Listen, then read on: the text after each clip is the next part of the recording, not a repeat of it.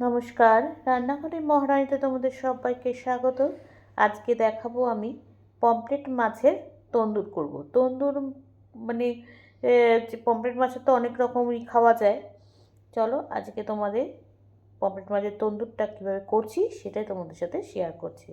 দেখো, মাছগুলো কিন্তু ভালো সাইজ, বেশ বড় সাইজের মাছ। আমার কিন্তু খুব ভালো করে ধোয়া ছিল আর ফ্রিজে ছিল, অনেকক্ষণ আগে বের করে রেখেছি। আচ্ছা, সবার প্রথমে যেটা করব সেটা হচ্ছে মাছটাকে কিন্তু একটুখানি দু পিঠ কিন্তু একটু চিড়ে নেব, যাতে মশলাগুলো মাছের ভেতরে ভালো করে ঢুকে যায়। আচ্ছা, মাছগুলোকে কিন্তু খুব ভালো করে আমি এখানে ধুয়ে নিয়েছি। চেরা হয়ে গেছে সব কটা, ভালো করে এবার থালায় কিন্তু তুলে নিয়েছি। এবার চলো মাছগুলোকে কিন্তু ম্যারিনেট করার পালা। এবার প্রথমে নুন দিয়ে দিলাম মাছের মধ্যে। আচ্ছা, এবার দিয়ে দিয়েছি হলুদ, নুন হলুদ। আর তারপর দেবো কিন্তু কাশ্মীরি লাল লঙ্কার গুঁড়ো, মানে পরপর মোটামুটি যা দিচ্ছি সেগুলো তোমাদের সাথে শেয়ার করছি। আর এবার দিয়ে দিচ্ছি কাশ্মীরি লাল লঙ্কার গুঁড়ো। আচ্ছা, তারপরে দেবো এভারেস্ট। আমার কিন্তু এখানে আছে তন্দুর মশলা। এটা কিন্তু তন্দুর মশলা তো দিতেই হবে, যেহেতু তন্দুর করবো সেই জন্য আমি এখানে এভারেস্টের তন্দুর মশলা নিয়েছি। তোমরা যে কোনো কোম্পানির ব্যবহার করতে পারো, আমার কাছে এভারেস্টের ছিল, সেই এভারেস্টেরই দিয়েছি। আচ্ছা, এবার দেবো শুধু শুকনো লঙ্কা, মানে যেটা ঝাল হয় আর কি, যে লঙ্কার গুঁড়ো, সেই লঙ্কার গুঁড়ো দিয়ে দিলাম। দিয়ে এবার কিন্তু এটাকে মাখবো। মেখে আমি কিন্তু হোল নাইট এটাকে ফ্রিজে রেখে দিয়েছিলাম। আচ্ছা, আবার আদা আর রসুনের যে পেস্টটা, সেটা কিন্তু আমার রেডিমেড, আমাকে বাড়িতে পেস্ট করিনি, এটা আমার কেনা ছিল, সেটা দিয়ে দিলাম। আর দিয়ে দিয়েছি গন্ধরাজ লেবু। এখানে পাতিলেবু আমি ইউজ করিনি, যেহেতু আমার কাছে গন্ধরাজ লেবু ছিল, গন্ধরাজ লেবুর গন্ধটাও খুব সুন্দর লাগে, সেই জন্য আমি কিন্তু গন্ধরাজ লেবুটা দিয়েছি, গন্ধরাজ লেবুর রসটা দিয়ে দিয়েছি। দিয়ে কিন্তু লেবুর রস দেয় দুটো কারণে, একটা হচ্ছে মাছের আঁশটে গন্ধটা কিন্তু চলে যায়, আর লেবুর দিলে বেশ সেটা টকটক ভাব হয়।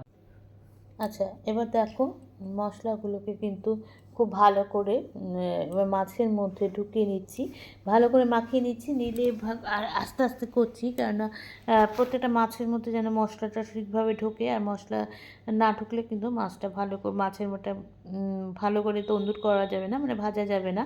সেই জন্য কিন্তু এবার দেখো আমি আস্তে আস্তে প্রত্যেকটা মাছ এরকম ধরে ধরে কিন্তু মাখিয়ে নিয়েছি, যাতে প্রত্যেকটা মাছের ভেতরে মশলা ঢুকে যায়।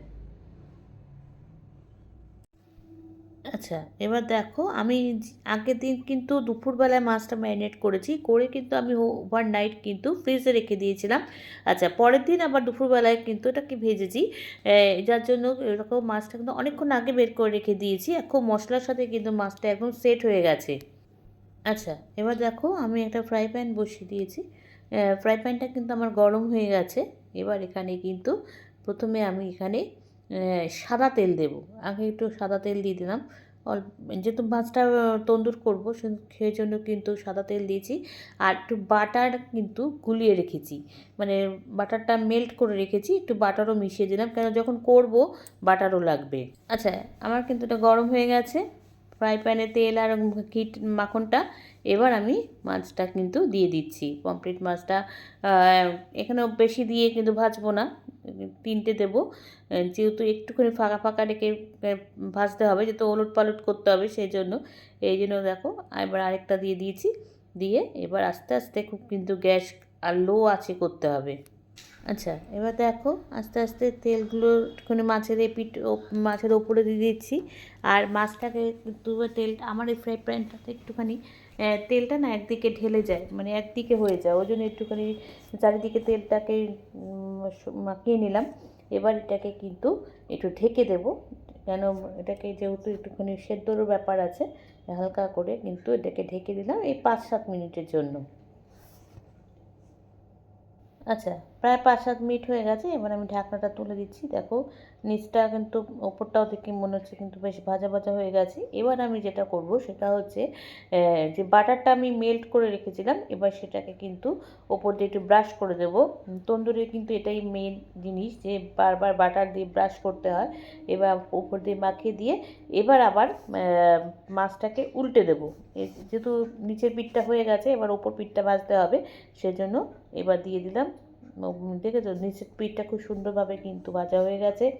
এবার আবার এই প্রত্যেক কটা এবার উল্টে দেবো, দিয়ে আবার এই পিঠেও কিন্তু বাটার লাগিয়ে দেবো, দিয়ে তারপরে আবার কিছুক্ষণের জন্য এটা ফ্রাই প্যানে রেখে দেবো, তারপরে নামিয়ে নেব। এবার দেখো এটাকে উল্টে দেওয়ার পরে আবার এখানে কিন্তু আমি বাটার ব্রাশ করে দেবো।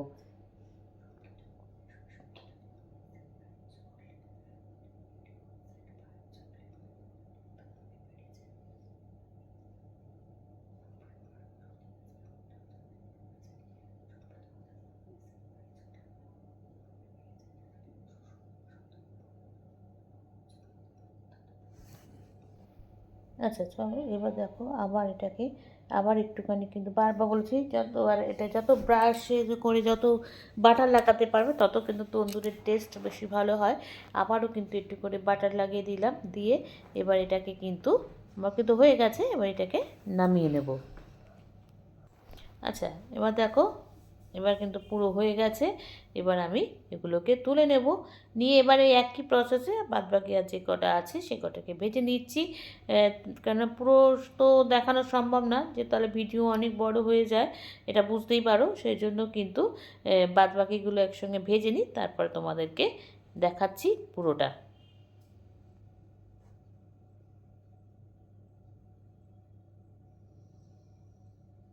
আচ্ছা দেখো হয়ে গেছে আমার কিন্তু পমপ্লেট মাছ দিয়ে একটা তন্দুর করে দিয়েছি।